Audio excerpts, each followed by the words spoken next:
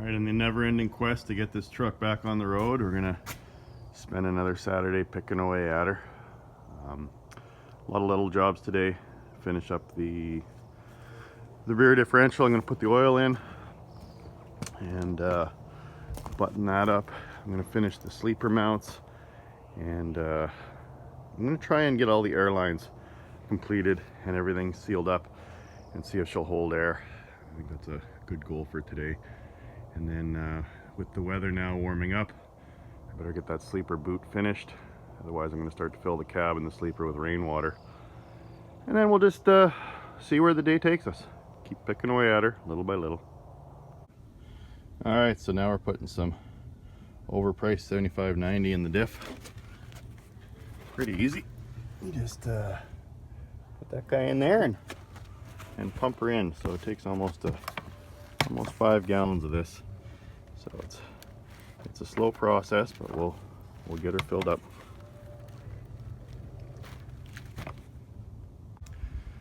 All right, so as I mentioned, to get oil down into the sump, into the to lubricate the bearings, the outer bearings here in the hub, you can jack up each side, and what that does is it shoves the oil down into that. So they say wait about 10 minutes to let the oil slowly walk its way down the axle tube into that reservoir or sump, and then I'll let her down and then re-top up the oil in the diff, and then do the same thing on the front.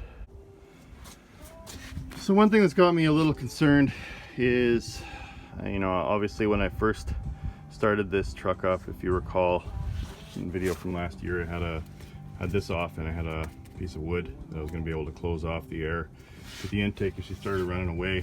So there's two types of runaways. There's when the injection pump is stuck, and then the other one is when the engine starts running off of oil instead of diesel. So oil goes through here, lubricates the bearing, but if the seal in here goes, it's going to suck oil into the motor and then run off of that. And then she'll just freewheel until either you run out of oil in the engine pan, in the oil pan, which is a significant amount. It's 10 gallons, so it'd run for a long time, or you throw a rod through the side of the block. So both of which are no bueno. So what I was thinking is, or someone made the comment and said, please check or redo the seals on your turbo. So I'm hoping I don't need to buy a new turbo. So this is a question to the viewers out there. Can I just take the turbo off of the engine? Obviously just that one little mount there, and then the exhaust. And then can a guy get a new seal put in there, or just verify that the seal is good? I've never taken a turbo apart before, so again, looking for some feedback. All right, the back end is done and done, all filled with oil and greased up, ready to go. I greased all the U-joints, and now working my way forward. I'm going to drain the oil out of the auxiliary transmission, and there's still 2 more U-joints to do, but I'm going to leave those for now, for another day. And then I'm going to drop the oil out of the front transmission and replace that. So just keep working my way forward. Let's see what I get the plug out of here.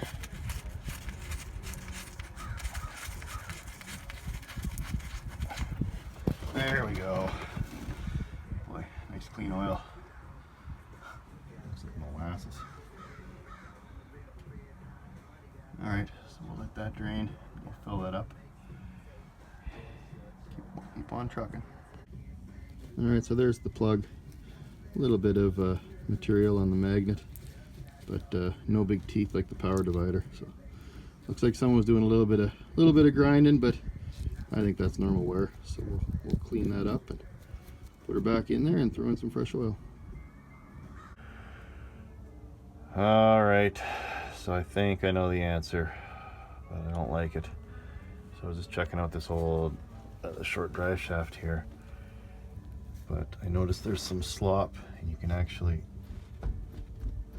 click it up and down here. So initially I thought this was just a steady bearing, but looking in further, I think that's part of the tranny. Must be the input bearing on this transmission. So she's gonna vibrate something fierce, I figure, when I start driving it. And the only way to get that off of there is to obviously drop the drive shaft, and then gotta pull the yoke off. Oh man, that's a bummer. I love old trucks. Alright, so I wanted to see if this hanger here was just supporting it, so I'm just jacking it up a little. Sure enough, it just hangs there. So I'm wondering if I drop the drive shaft, pull the nut there and pull the yoke out, and then take all these nuts off, or bolts off, I wonder if a guy can get at the bearing, if that's the problem. Yeah, I can hear it clicking. Oh man, I just hope it's not farther back, like back in here. I'm gonna take this cover off and then take the tranny apart. I don't know if there's a lot of guys that know how to work on 1241s, or if you can still get parts for them. Jeez. Well, that was fun. Getting that back mount off was a royal pain. Finally took some heat to get it loose, but got her off. It's funny, it kind of looks like a cab over, but if anyone's interested in this old sleeper, you know, she is the classic 359 with the double doors. It's in decent shape, and of course it's got this really cool logo pressed into the cap. But yeah, if you're interested, just send me a note. 359 twinsticks@gmail.com. I could definitely use the extra cash, so we'll let this old sleeper go. The only thing it's missing is the back tripod mount, because I'm going to use it to put that guy on. Do not exceed max torque. Do not use extension pipe like that to increase leverage, or that will happen. That's how tight that bolt was on the mount. Probably original 1979 install. Red paint underneath. So that sucker was seized right in there, which is off now. So I'll clean this up, and this goes right in there with a new bushing and a new bolt. So I'm just airing it up right now and making sure that the leveling valve is working, functioning properly. So this would be, if it's too high, and it would be bleeding off air from the bag, which it's doing. I can feel it going down. And then we'll see if it stops hissing at level. And then when it's too low, yeah, look at that. And then raise it up because it's not high enough, or it thinks it's not high enough. Whoop. It'll start adding some air. Yeah, I can hear it filling, and it's raising up, so appears to be working just as it should. Very cool. I still need to get this line run either around the torque rod or maybe underneath, so I'll maybe just disconnect it and run it underneath. But yeah, looks like she's holding air as she should. Perfect. Must have done something right. One of the things I realized on my air tanks is there's plugs at each end, and one of these should probably be a pressure relief valve in case the governor doesn't do its job and kick off at whatever it is, 120 or 150 max pressure. So I'll take those guys out and get some safety relief valves and put them on both tanks so they don't explode if we get too much air. Just doing a little walk around, and I don't hear any air leaking anywhere. In the cab, she's silent. Try to, yeah, sounds like she's holding air.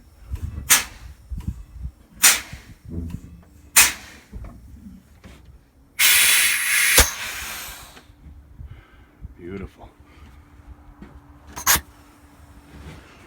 Just a little walk back here.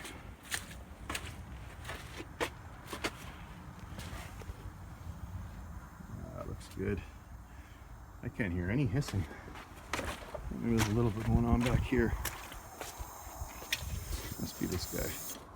Yeah, just not quite. Gotta tighten that bolt. If it's loose, it's gonna be hunting. Yeah.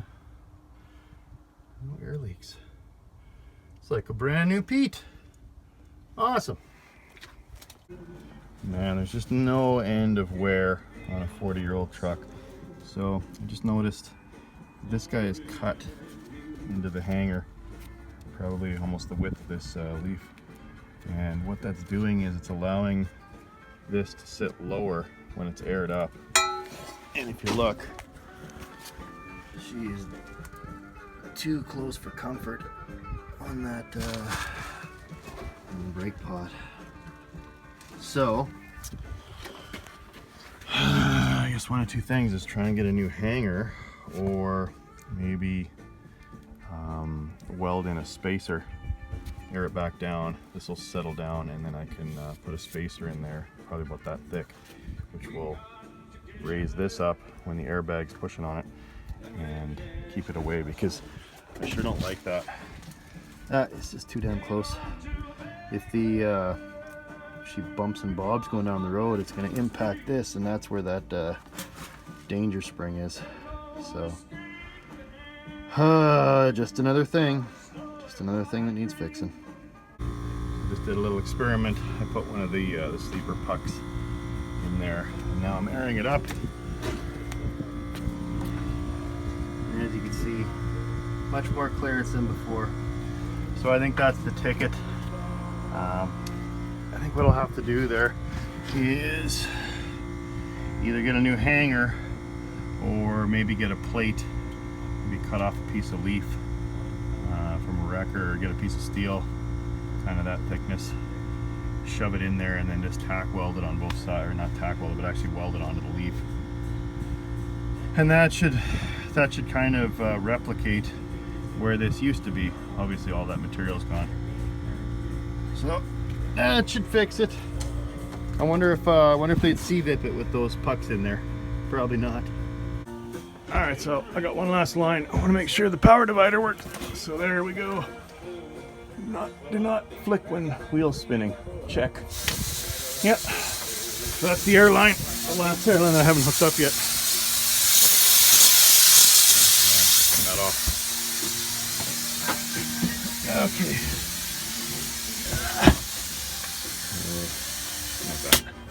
There. Okay, so it has air. But now deep reduction. So this was originally a 15 speed, and I'm not sure where this goes now. I wonder if it just goes to a dead line, because they converted it and put the 6 and 4 in, and I have to believe that the deep reduction was not a differential. It was a transmission line. But to the viewers out there, give me some insights. Where does this go? Tranny or diff? Must be tranny, because there's no other line on my differential that I've just replaced. So one project that's going to be a royal pain is the wiring. Now that the air is pretty much done, it's going to be on to those. Dirks does sell a whole assembly pre-wired kit for the headlights, so it would run across there. And then I don't know if it goes to this junction box or past it up to the dash. I think it just goes up to this JB. But that would be pretty slick. Only unfortunate part is he wants about 500 bucks for it. So I think I'm just going to run my own wires and my own loom, similar to the airlines, just one or two at a time, so I don't get too far ahead of myself, and get those all replaced.